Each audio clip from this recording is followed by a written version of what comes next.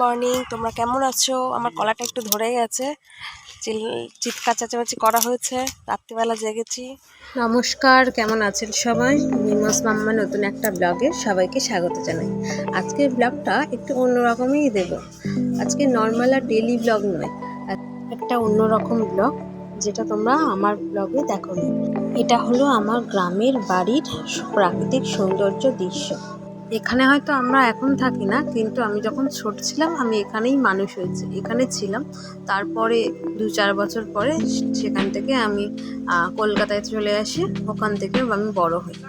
আজকের ব্লগটা বিশেষ, কারণ আজকে আমার দিদির বিয়ে, তো সেই জন্যেই আসা আমার গ্রামের বাড়িতে।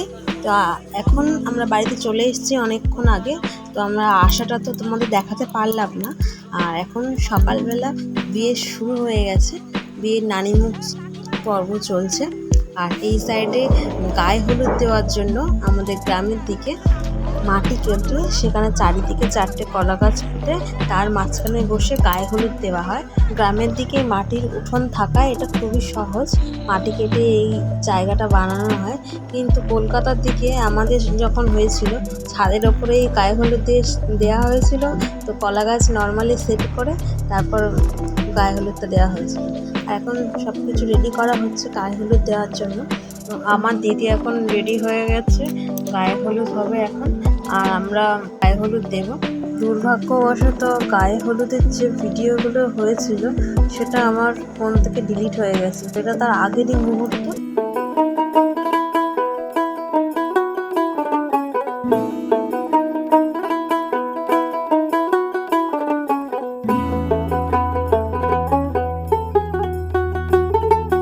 গায়ে হলুদের পরে এবার আমরা একটু ঘুরতে বেরিয়েছি, মানে গ্রামের আশেপাশের জায়গাগুলো। অনেকদিন পরে আসা তো এই জায়গাগুলো আসলে একটু ভালো লাগে চারিদিকে ঘুরতে। এই জায়গাটা ছিল বাড়ির কাছেই একটা জায়গা, এখানে আমার দিদিরা দাদারা দেখছি আগে থেকে গিয়েই বসে আড্ডা মারছে। আর এই দেখুন চারিদিকের দৃশ্যটা কতটা সুন্দর, ছোট ছোট ধানের ক্ষেত আর চারিদিকে বাগান, তাল বাগান এটা ওটা। আর এই যে বাগানগুলো দেখছেন, তাল বাগান, তালের শাড়ি, এইখানে আমি ছোটবেলায় পিকনিক করেছিলাম, এখনো মনে হয়, অনেক তখন ছোটই ছিলাম। বসার জায়গা গাছের তলে। এই গাছের নাম বলেছি, হাতে দিই না, এরকম কাটবে না।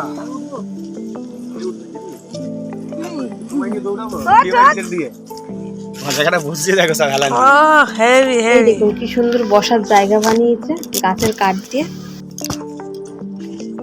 আজকে গায়ে হলুদের দিন, গায়ে হলুদ হয়ে গেছে আর আমরা একটু বেরিয়েছি, মানে গ্রামের কিছু কিছু জায়গায় এসছি ঘুরতে। সকালবেলা পেট ঠান্ডা করা হবে, এখানে গাছ ফাছ আছে, গাছ থেকে ডাব টাব পেরে নেবো।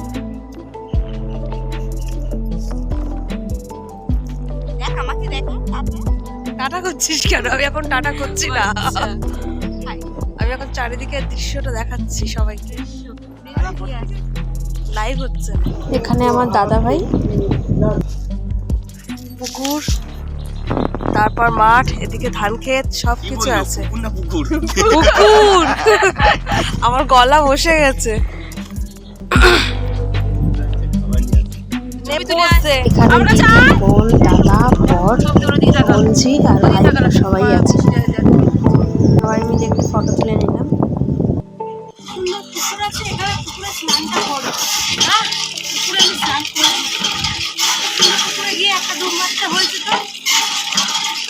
জলটা বড় না, অসুবিধা কি আছে?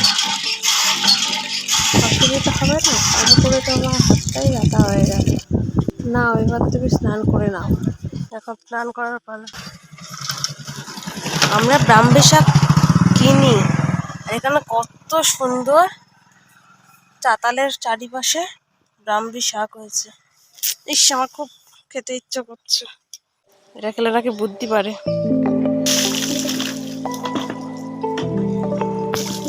না,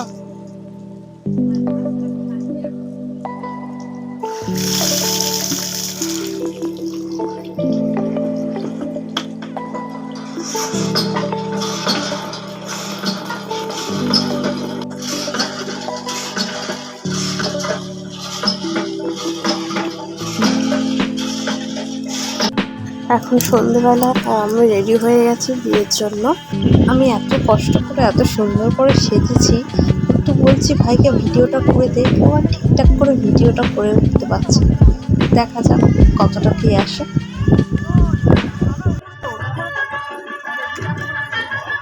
সবাই সন্ধ্যেবেলা রেডি হয়ে গেছে, আর আমার সাথে এখন আছে আমার 2 ভাই, বর, সাথে আছে আবার মামা। সবাই মোটামুটি রেডি হয়ে গেছে আশেপাশে। আর এখন আমার দিদিকে রেডি করে দেওয়া হয়েছে বিয়ের জন্য। বিয়ের লগ্ন যদিও রাতের বেলা, রাত 1টায়। আর এখন সবাই বউয়ের পাশে দাঁড়িয়ে ফটো তুলছে, ভিডিও করছে, এগুলো করা হয়ে যাচ্ছে। আমরা একটু ফটো তুলে নিচ্ছি।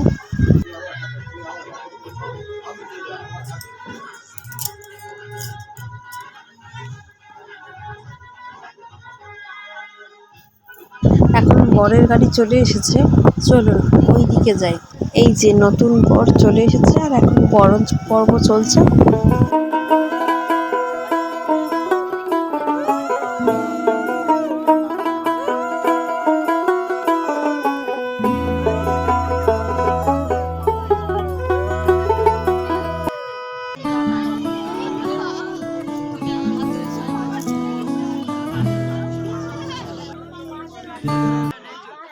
বিবাহ পর্ব শুরু হয়েছে, চলুন আমার সাথে আপনারাও দেখুন।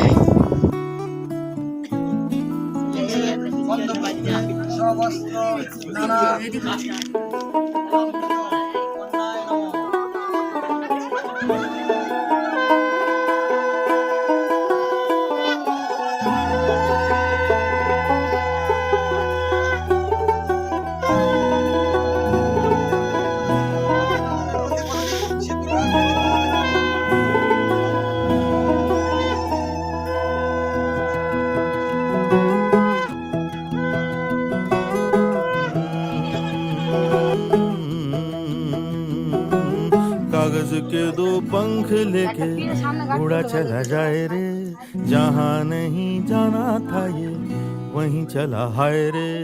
उम्र का ये ताना बाना समझ न पाए रे, जुबां पे जो मोह माया नमक लगाए रे, के देखे न भाले न जाने न दाए रे। दिशाहारा केमन बोका মনটা রে।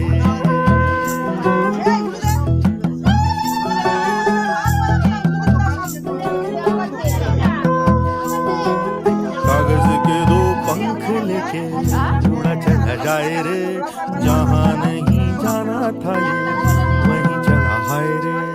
उम्र का ये ताना बाना समझ न पाए रे, जुबां पे जो मोह माया नमक लगाए रे, के देखे न भाले न जाने न दाए रे। दिशाहारा केमन बोका মনটা রে।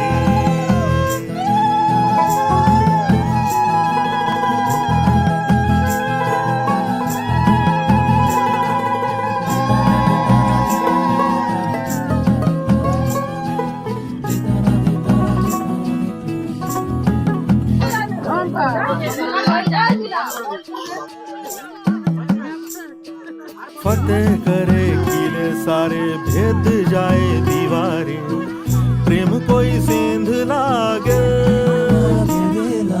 अगर मगर बारी बारी जिया को यूं उछाले, जिया नहीं गेंद लागे।